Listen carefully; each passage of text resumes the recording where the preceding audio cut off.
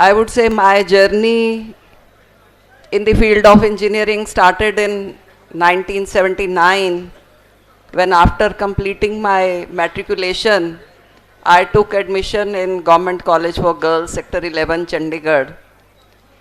And when I went to take admission, I remember my parents and everybody thought that when I was taking admission, the teacher over there, she just casually asked me, "You like biology?" I said, "No, I don't like biology." So she says, "Then why you have to do this biology? So what do you like?" She asked me. I said, "I like maths." So she says, "Then you should do maths." Then I said, "What should I do?" She says, "Biology काट के maths लिख दो." So that's what I did.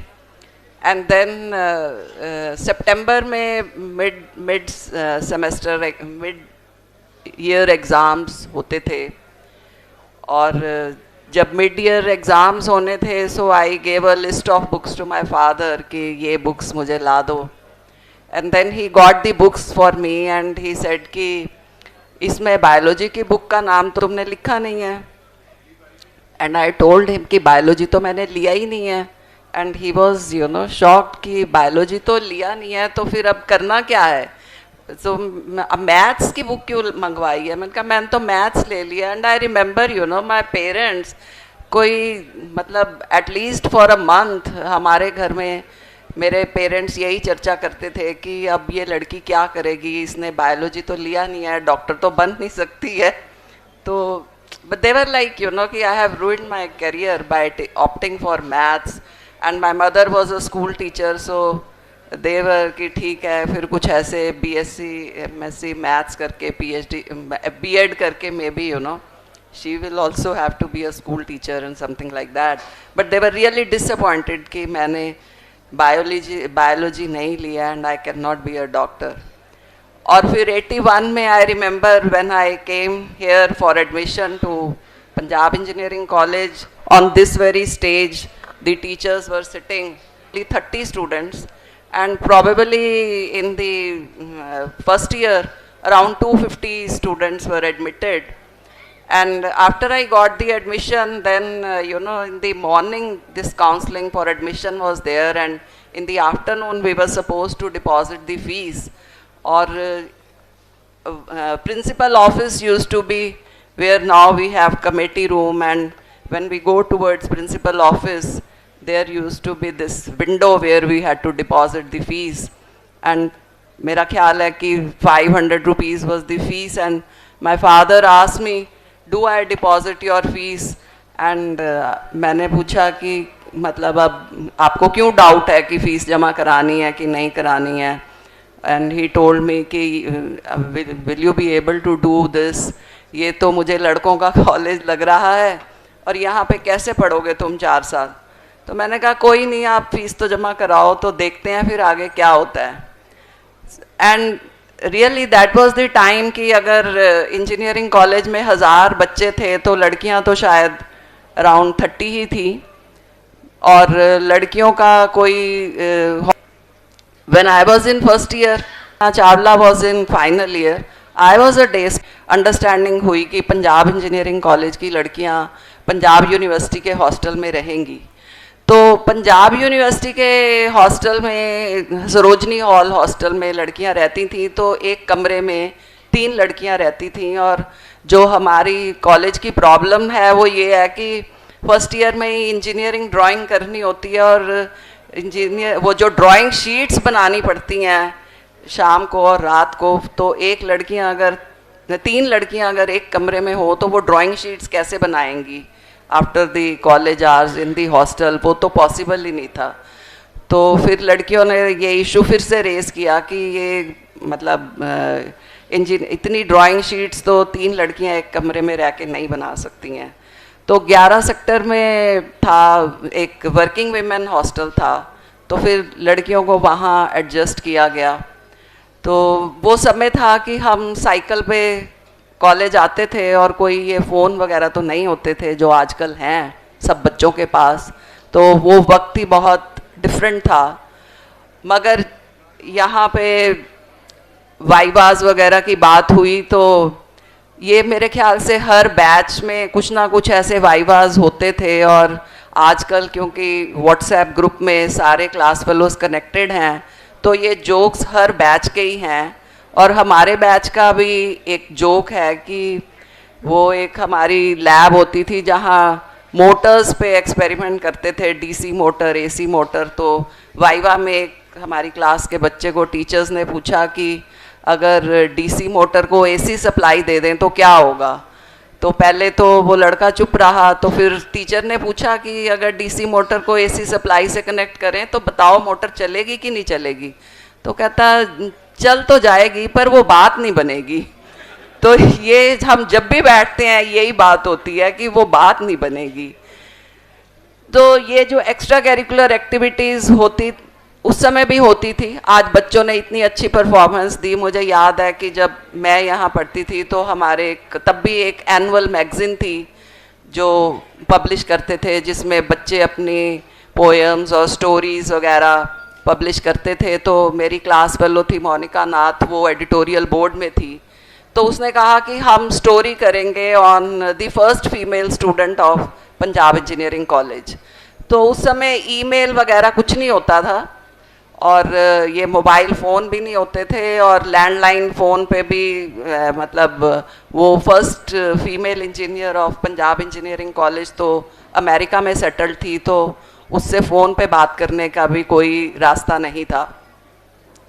तो उसका address, हमारे teacher होते थे physics के प्रोफेसर पुरी, तो उन्होंने कहीं से उसका एड्रेस चेंज किया। तो हमने क्वेश्चनेयर बनाया कि उसको बाय पोस्ट क्वेश्चनेयर भेजा कि what are you doing these days and how your professional journey has been, and there were some questions like that. तो काफ़ी दिन के बाद मोनिका नाथ ने अनाउंस किया कि वो फर्स्ट फीमेल इंजीनियर के आंसर्स जो हैं वो हमें आ गए हैं। जो क्वेश्चनर हमने उसको भेजा था उसने जवाब दे दिए हैं। एंड यू नो व्हाट, वो फर्स्ट फीमेल इंजीनियर जो थी, she said that she was a doctor by profession. She got married to a doctor, she went to USA and then she did MBBS there and she became a doctor.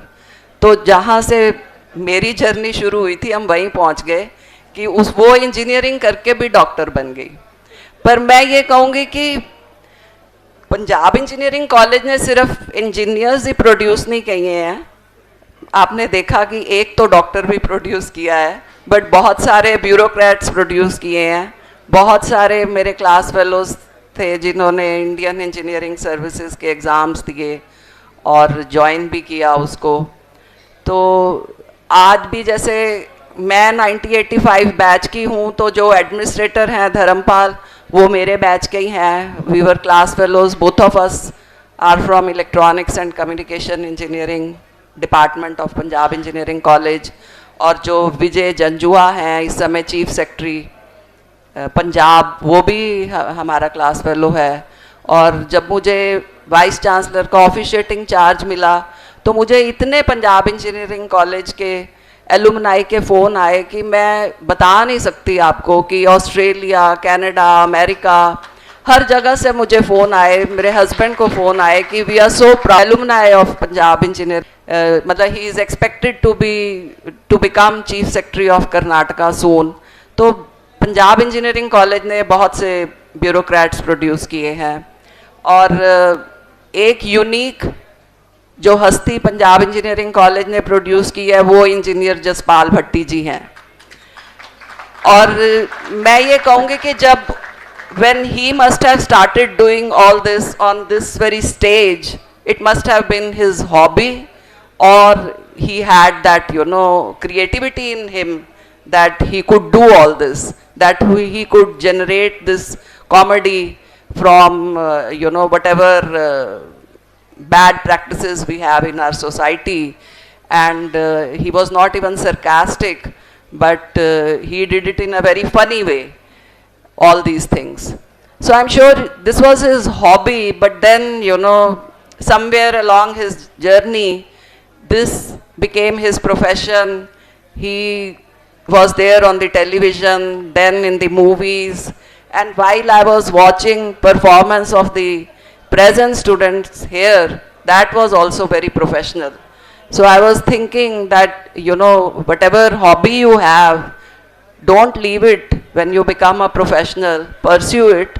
Maybe, that becomes your profession someday. Or even if doesn't become a profession, it can just be a hobby and it can be a stress buster for you and your friends in the long run. So when I joined Punjab Engineering College, I never thought that I am going to be Vice Chancellor of Punjab University someday. And when Jaspal Bhatti ji was doing all these things on the stage of this college, I am sure he never thought that he is going to, reach at this level where, he would be known worldwide. But I guess Punjab Engineering College ने जो हम सबको सिखाया है वो यही सिखाया है कि जो भी करो, put in your best, do it to the best of your ability. So we only have to try whatever we are doing, that we do it to the best of our ability. And whatever is the result, that is actually not in our hands. So whatever is in your destiny, that will definitely happen. But if you give in your best, then I would say you are successful. Whatever you may get, but if you have been an ethical person, if you have a strong character, if you have done noble things in your life, if you have put in your best, then you are definitely a successful person.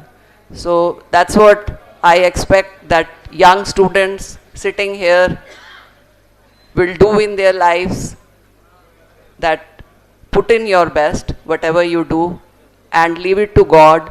Whatever is best for you, that God will definitely give you. Wish you all the best.